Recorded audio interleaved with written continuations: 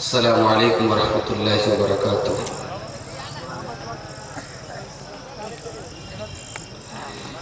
ان الحمد للہ نحمده ونستعینه ونستغفره ونعوذ باللہ من شرور انفسنا ومن سیئات اعمالنا، من يهده الله فلا مضل له ومن يضلل فلا هادي له، وأشهد أن لا إله إلا الله وحده لا شريك له، وأشهد أن محمدا عبده ورسوله۔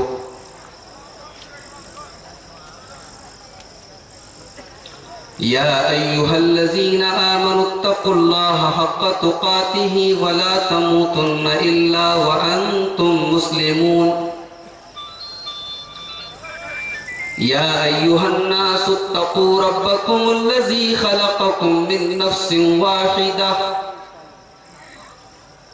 وخلق منها زوجها وبث منهما رجالا كثيرا ونساء، واتقوا الله الذي تساءلون به والأرحام إن الله كان عليكم رقيبا۔ يا أيها الذين آمنوا اتقوا الله وقولوا قولا سديدا يصلح لكم أعمالكم ويغفر لكم ذنوبكم، ومن يطع الله ورسوله فقد فاز فوزا عظيما۔ أما بعد، فإن خير الحديث كتاب الله، وخير الهدي هدي محمد صلى الله عليه وسلم، وشر الأمور محدثاتها، وكل محدثة بدعة، وكل بدعة ضلالة، وكل ضلالة في النار۔ أعوذ بالله من الشيطان الرجيم، بسم الله الرحمن الرحيم۔ واللہ جعل لکم من بیوتکم سکنا۔ معزز علماء کرام، محترم بزرگوں، نوجوان ساتھیوں، پردہ نشین ماں اور بہنوں، سرزمین کی دعا میں اس سال پھر آپ کے سامنے آنے کا اللہ تبارک و تعالیٰ کے فضل و کرم سے موقع ملا۔ 2 روزہ کانفرنس کا آج یہ دوسرا اور آخری دن ہے۔ آپ میں سے کئی لوگ ایسے ہوں گے جو کل کے پروگرام میں بھی شامل رہے ہوں گے، اور یقیناً لگاتار 2 راتیں جاگ کر تقریریں سننا یہ کوئی آسان کام نہیں ہے۔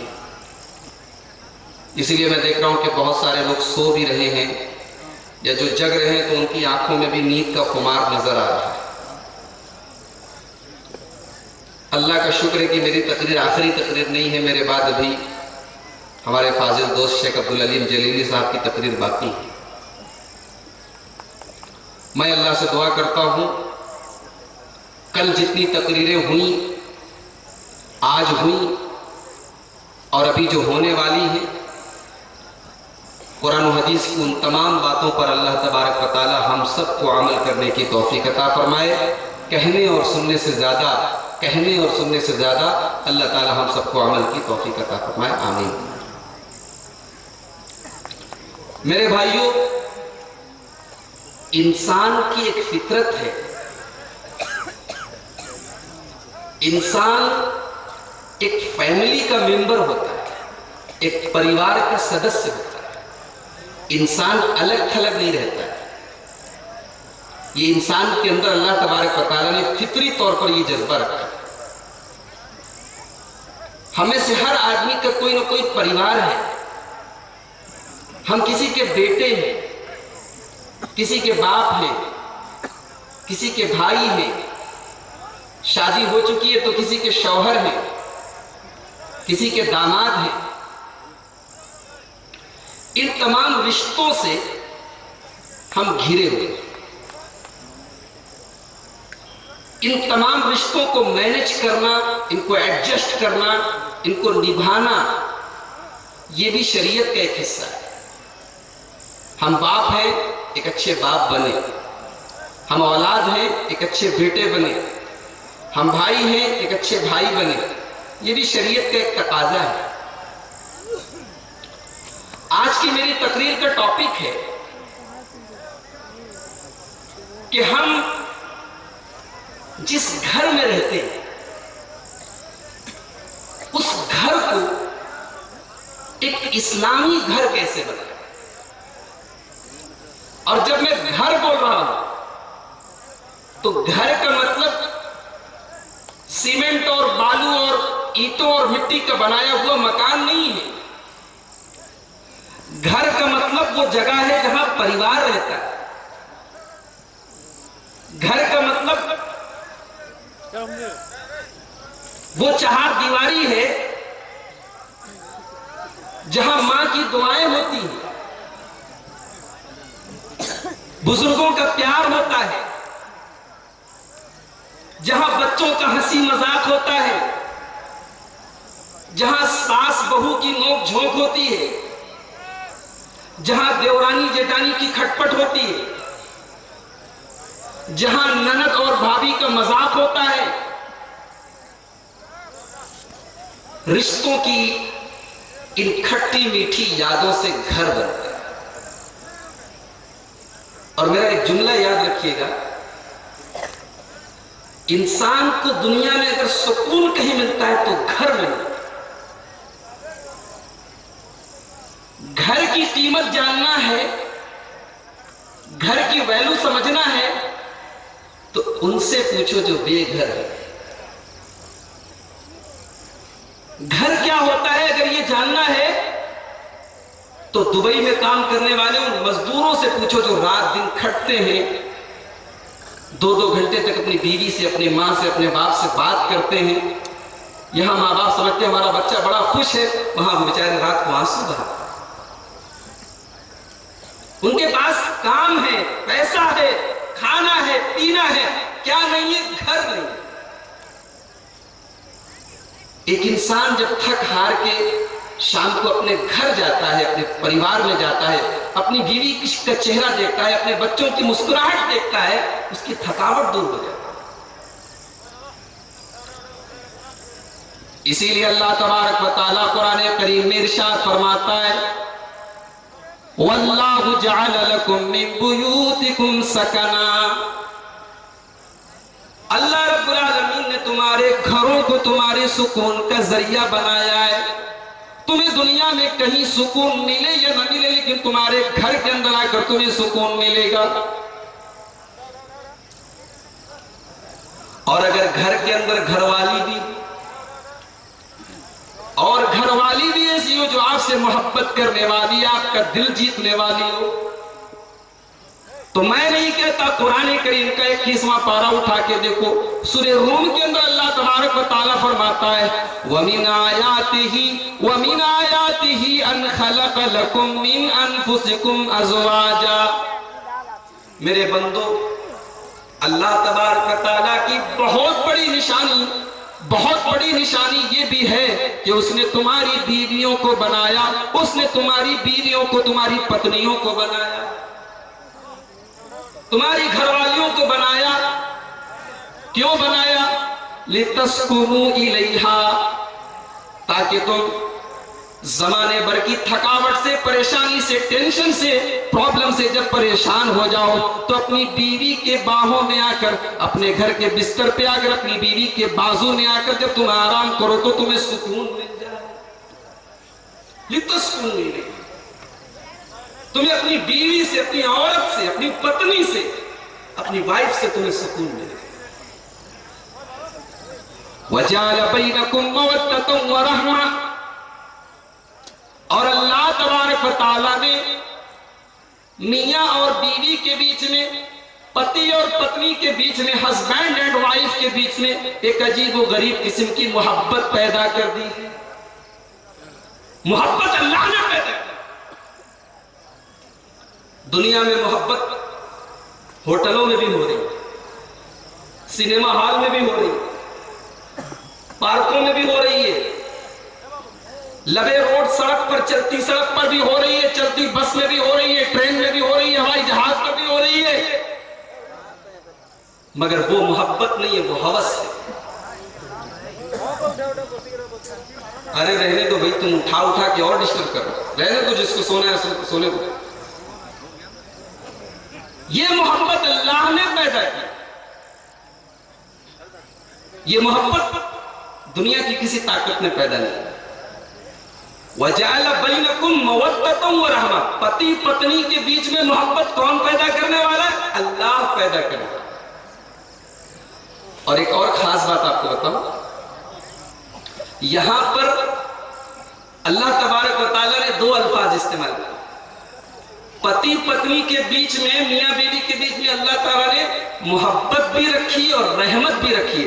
علماء نے لکھا ہے کہ محبت کا تعلق جوانی سے ہے اور رحمت کا تعلق بڑھاپے سے. شوہر اور بیوی دونوں بوڑھے ہو گئے, 50 سال کے ہو گئے, 60 سال کے. اب ظاہر سی بات ہے کہ سیکسول اٹریکشن تو نہیں رہا. اب جسم کے اندر کوئی طاقت تو نہیں رہے گی کہ چلو بھئی اب جنسی ایک میلان جو ہوتا ہے, جو اللہ تعالیٰ نے مرد اور عورت کے بیچ میں رکھا ہے, اب میاں بیوی کے اندر وہ چیز تو نہیں ہے. لیکن بڈھا بڈھی سے ابھی بڑی محبت کرتا ہے. 50-60 سال کے بوڑھا بوڑھی ہو گئے, لیکن ایک دوسرے کو دیکھے بغیر انہیں سکون نہیں ملتا. قرآن کہتا ہے کہ اب یہ محبت نہیں, اب یہ رحمت ہے. اب بوڑھا بوڑھی کے لیے رحمت ہے, بوڑھی بوڑھے کے لیے رحمت ہے. میاں بیوی کا یہ رشتہ جب بڑھاپے کی کگار پہ پہنچتا ہے, جب بڑھاپے کی عمر میں پہنچتا ہے, تو یہ محبت چینج ہو کے رحمت بن جاتی ہے. تو میں کہہ کیا رہا تھا کہ سکون گھر میں ملتا ہے. ہم لوگ کیا کرتے ہیں, شادی کر کے عورت کو لائے, اب ساس بہو میں تھوڑی کھٹپٹ ہوئی, 4 پیسے ہم کمانے کیا لگے, ہم نے کہا کہ اب ہم الگ رہیں گے. بیوی کہنے لگی کہ میں تمہارے ماں باپ کے ساتھ نہیں رہ سکتی, ہم نے کہا کہ ٹھیک ہے ہم الگ رہیں گے. اب ہم اپنی بیوی کو لے کر الگ رہیں گے. پریوار تو اب بھی چل رہا ہے, بچے بھی آپ کے پیدا ہوں گے. ہو سکتا ہے کہ ماں باپ کے ساتھ آپ رہتے تھے, آپ کی آمدنی اتنی زیادہ نہیں تھی, اب آپ الگ رہنے لگے, آپ کی انکم بڑھ گئی, آمدنی بڑھ گئی, مگر وہ سکون آپ کو نہیں ملے گا. آپ کے بچوں کو دادا دادی کا پیار نہیں ملے گا.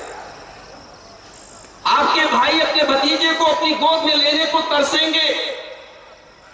آپ کی بہنیں اپنے بھتیجے کو ترسیں گی کہ میرا کوئی بھتیجا مجھے گود میں لے کے بوا بوا کہے, پھوپھی پھوپھی کہے. یہ جو رشتے ہیں نا, یہ گھر میں بنتے ہیں. گھر کو توڑنا نہیں چاہیے, جوڑنا چاہیے. یہ تھوڑی بہت کھٹپٹ تو ہر گھر میں ہوتی ہے, ان کی وجہ سے گھر چھوڑ نہیں دینا چاہیے. سکون کا ذریعہ اللہ نے فرمایا کہ سکون کہیں ملے گا تو گھر میں ملے گا. تو آج کا ہمارا ٹاپک یہ ہے کہ ہم اپنے گھر کو اسلامی گھر کیسے بنائیں. پہلا سوال تو یہ پیدا ہوتا ہے کہ اسلامی گھر بنانے کی ضرورت کیا ہے. گھر چل رہا ہے, جیسے چل رہا ہے چلنے دو. نہیں, اسلامی گھر بنانا ہے. کیوں؟ اللہ تعالیٰ نے قرآن کریم کے 28ویں پارے میں فرمایا, یا ایھا الذین آمنوا قوا انفسکم واہلیکم نارا. اے ایمان والو, تم اپنے آپ کو اور اپنے گھر والوں کو جہنم کی آگ سے بچاؤ. میری پیاری مائیں بہنیں, اگر میری آواز سن رہی ہے تو غور سے سنیں. اولاد والو تم بھی سنو. کیا کوئی ماں اپنی آنکھوں کے سامنے اپنے بچے کو آگ میں جلتا ہوا دیکھ سکتی ہے؟ کیا کوئی باپ اپنے بچے کو آگ میں جلتا ہوا دیکھ سکتا ہے؟ نہیں.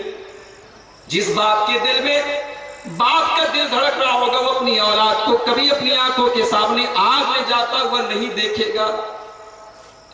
جس ماں کے دل میں ممتا ہوگی, وہ کبھی بھی اپنی اولاد کو آگ میں جاتا ہوا دیکھ نہیں سکتی. قرآن کہہ رہا ہے او لوگو تم اپنی اولاد کو دنیا کی آگ میں جانے نہیں دے سکتے، تمہاری اولاد جہنم کی آگ میں جا رہی ہے، تمہاری اولاد اللہ تبارک و تعالیٰ کی نافرمانی کر کے شیطان کے راستے پر جا رہی ہے، جہنم کی آگ میں جا رہی ہے، اور جہنم کی آگ پیٹرول سے نہیں جلے گی، کوئلے سے نہیں جلے گی، جہنم کی آگ جلے گی وقودها الناس والحجارہ، وہ انسانوں سے جلے گی، وہ پتھروں سے جلے گی۔ قرآن کہہ رہا ہے کہ اپنی فیملی کو، اپنے پریوار کو بچاؤ اس آگ سے۔ ہمیں اپنے گھر کو میرے ساتھیوں اسلامی گھر بنانا ہے تاکہ ہمارا پریوار سرکشت رہے، ہمارا پریوار جہنم کی آگ سے بچا رہے۔ ذرا اب اللہ کے رسول کی وہ حدیث دیکھیے، کیا فرماتے اللہ کے نبی، بخاری اور مسلم کی روایت ہے، کلکم راع وکلکم مسئول عن رعیتہ، اے میری امت کے لوگوں تم میں سے ہر آدمی ذمہ دار ہے، اور اس سے اس کی ذمہ داری کے بارے میں کل قیامت کے دن سوال کیا جائے گا۔ باپ سے پوچھا جائے گا کہ تم تو تہجد پڑھا کرتے تھے، نماز کی پابندی کیا کرتے تھے، تمہارا جوان بیٹا اس نے کبھی نماز کی شکل بھی نہیں دیکھی، مسجد کی شکل بھی نہیں دیکھی، تم کیا کر رہے ہو؟ ماں سے پوچھا جائے گا تم تو ہمیشہ اپنے سر کے اوپر دوپٹہ رکھا کرتی تھی، تمہاری جوان لڑکی سر تو چھوڑو اپنے سینے کے اوپر بھی دوپٹہ نہیں رکھتی تھی، تم نے اپنی لڑکی کو کبھی شرم و حیا کی تعلیم کیوں نہیں دی؟ وَالْمَرْأَةُ رَاعِيَةٌ عَلَى بَيْتِ زَوْجِهَا، عورت سے پوچھا جائے گا تو اپنے پریوار کو کیسے چلایا کرتی تھی، تیری بچیاں کیسے بگڑ گئی، تیرے بچے کیسے بگڑ گئے، سوال کیا جائے گا میرے سے۔ اور یہ بھی یاد رکھیے کہ ماں باپ کوشش کر سکتے ہیں، ہدایت اللہ دے گا۔ اگر ہماری اولاد بگڑنے ہی والی ہو، اللہ تعالیٰ نے اس کے مقدر میں بگڑنا ہی لکھا ہو، تو ہم جان جوخم میں ڈال کر اپنی اولاد کو بچا نہیں سکتے، لیکن ہم کوشش کریں گے، لاسٹ پوائنٹ تک کوشش کریں گے۔ حضرت نوح علیہ السلام کو دیکھو، کتنے بڑے اللہ کے نبی ہیں، 950 سال تک اللہ کی راہ میں تبلیغ کرنے والے نبی ہیں، 950 سال تک تبلیغ کرنے کے باوجود نوح علیہ السلام کا بیٹا ان کے اوپر ایمان نہیں لایا۔ اللہ نے حکم دیا اے نوح تم ایک کشتی تیار کرو، ایک ناؤ تیار کرو، ایک پانی کا جہاز تیار کرو، اور کشتی تیار کرنے کے بعد اے نوح تم اپنے پریوار کے لوگوں کو اور ایمان والے تمام لوگوں کو اس کشتی میں سوار کر دو، جتنے لوگ اس کشتی میں سوار ہوں گے وہی بچیں گے، باقی دنیا میں کوئی ایک انسان بھی بچنے والا نہیں ہے۔ قرآن کریم کے اندر اللہ تعالیٰ فرما رہا ہے نوح علیہ السلام نے کشتی تیار کر دی، جب کشتی تیار ہو گئی حضرت نوح علیہ السلام کے ساتھ جتنے لوگ ایمان لائے تھے وہ کشتی میں ایک ایک کر کے سوار ہونے لگے۔ نوح علیہ السلام اپنے بیٹے سے کہتے کہ میرے بیٹے یا بنی ارکب معنا، اے میرے بیٹے تو میری کشتی میں چلا آ، تو میری کشتی میں سوار ہو جا۔ بیٹا جواب دیتا ہے سآوی الی جبل یعصمنی من الماء، اے ابا جان مجھے آپ کی کشتی پر نہیں آنا، میں آپ کی کشتی پر نہیں آؤں گا، اگر طوفان آ بھی گیا، اگر پانی کی لہریں آ گئیں، اگر پانی کی موجیں آ گئیں تو اے ابا جان آپ کو میری چنتا کرنے کی ضرورت نہیں ہے، میں پہاڑ کے اوپر چڑھ جاؤں گا، طوفان کتنا بھی بڑا آ جائے پہاڑ کے اوپر نہیں جا پائے گا، آپ میری چنتا مت کیجئے، میں آپ کے ساتھ جانے والا نہیں ہوں۔ دیکھ رہے ایک باپ کی محبت دیکھی اور ایک بیٹے کی ضد دیکھی۔ باپ چاہتا ہے بیٹا بچ جائے، اور بیٹا بھی ایک نمبر کا ضدی ہے، بولا آپ کے ساتھ نہیں ہوگا۔ حضرت نوح علیہ السلام بڑے درد کے ساتھ کہتے ہیں کہ میرے بچے لا عاصم اليوم من امر اللہ، اے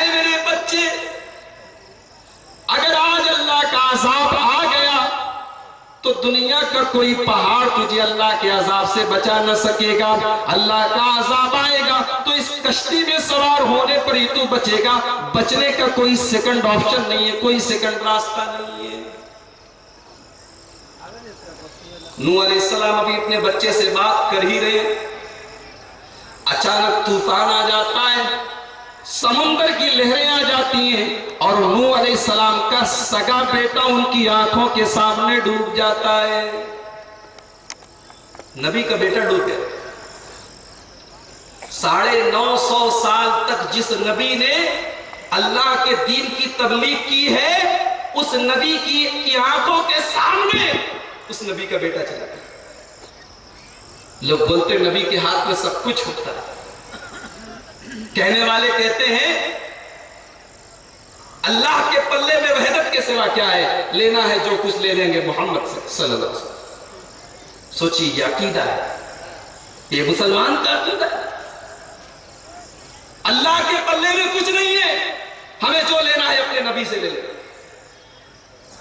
یہاں آدم علیہ السلام کے بعد دنیا میں آنے والا پہلا رسول ہے حضرت نوح علیہ السلام. 950 سال تک اللہ کے دین کی تبلیغ کرنے والے رسول ہیں نوح علیہ السلام. اور ایک مسئلے کی بات آپ کو بتاؤں کہ اللہ تبارک و تعالیٰ کے 5 رسول ایسے ہیں جن کو اولو العزم کہا جاتا ہے. تمام رسولوں میں 5 رسولوں کا مقام سب سے زیادہ ہے. ہمارے پیارے نبی جناب محمد رسول اللہ صلی اللہ علیہ وسلم, حضرت نوح علیہ السلام, حضرت ابراہیم علیہ السلام, حضرت موسیٰ علیہ السلام اور حضرت عیسیٰ علیہ السلام. یہ 5 نبی ہیں جن کو اولو العزم کہا جاتا ہے. ایک اولو العزم نبی, 950 سال تک تبلیغ کرنے والا نبی, دنیا میں اللہ کا پہلا رسول, اپنے بیٹے کو بچا نہیں پایا, بیٹا ڈوب گیا.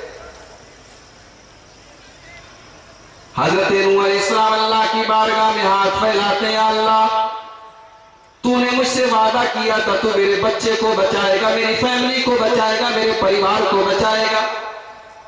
اے اللہ میری آنکھوں کے سامنے میرا بیٹا ڈوب گیا. اے اللہ تیرا وعدہ تو جھوٹا نہیں ہو سکتا.